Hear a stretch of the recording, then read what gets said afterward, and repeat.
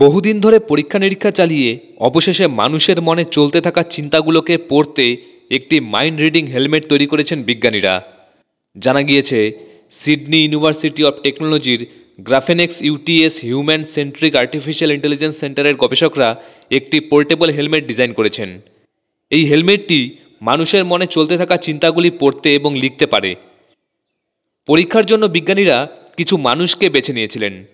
সেই সময় অংশগ্রহণকারীরা তাদের মাথায় একটি হেলমেট পরেছিল এবং বই থেকে কিছু পড়তে শুরু করেছিল।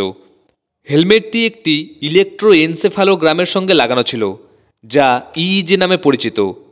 এটি মাথার ত্বকের মাধ্যমে মস্তিষ্কের চলমান বৈদ্যুতিক কার্যকলাপকে ক্যাপচার করে আর তা লিখতে পারে। এতে সেন্সর রয়েছে। যখনই একজন ব্যক্তি কিছু বিষয়ে চিন্তা করা শুরু করে, সেন্সরগুলি কাজ শুরু করে। হেলমেটটি মস্তিষ্কের তরঙ্গ রেকর্ড করে এবং তারপরে এই তরঙ্গগুলিকে টেক্সটে রূপান্তর করে, আর তা থেকেই জানা যায় সেই ব্যক্তির মনে কী ভাবনা চলছিল। মাইন্ড রিডিং হেলমেটটি তৈরি করার উদ্দেশ্য হল এমন লোকদের সাহায্য করা যারা ভেতর থেকে অসুস্থ কিন্তু কারো সঙ্গে কথা বলতে পারে না, যেমন প্যারালাইসিস বা স্ট্রোক রোগী, যারা অন্যদের সঙ্গে কথা বলতে অক্ষম। এছাড়াও বিজ্ঞানীদের মতে এটি মানুষ এবং মেশিনের মধ্যে ভালো যোগাযোগ স্থাপন করবে। এটি ভবিষ্যতে রোবট, বায়োনিক অস্ত্র ইত্যাদি নিয়ন্ত্রণেও সাহায্য করবে।